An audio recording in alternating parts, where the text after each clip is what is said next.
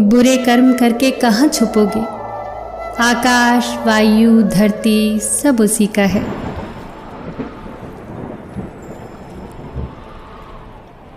चिंता से चतुराई घटे, घटे रूप और ज्ञान। चिंता बड़ी अभागिनी, चिंता चिता समान।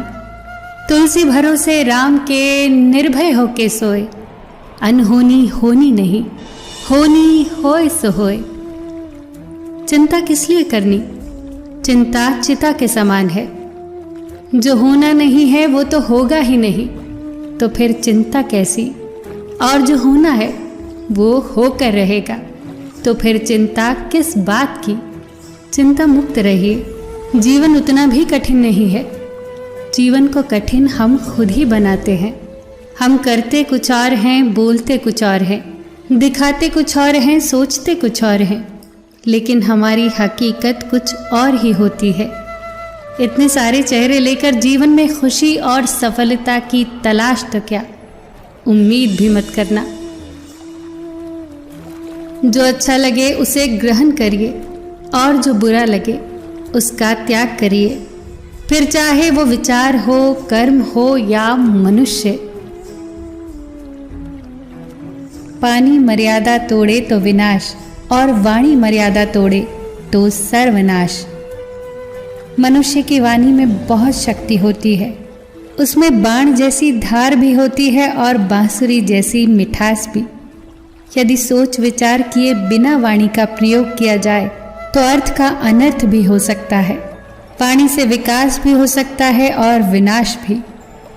मानसिक सेहत को ठीक रखने के लिए सबसे महत्वपूर्ण सुझाव है 50 ग्राम की जीभ को 50 किलो के शरीर पर हावी न होने दे।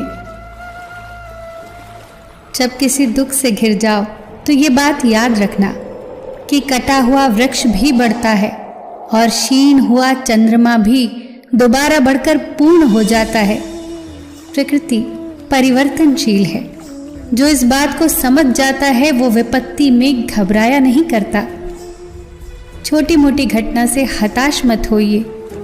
देखा है ना, जो चंदन घिस जाता है वही भगवान के मस्तक पर लगाया जाता है, और जो नहीं घिसता वो सिर्फ जलाने के काम आता है।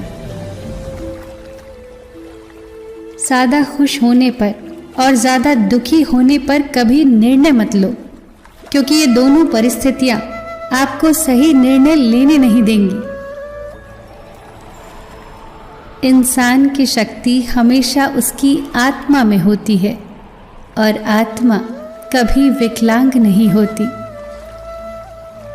सच्चाई के रास्ते पर चलते हुए अगर अकेले भी पड़ जाओ तो मायूस मत होना, क्योंकि अंधेरे को रोशनी में बदलने के लिए अकेला सूरज ही काफ़ी होता है।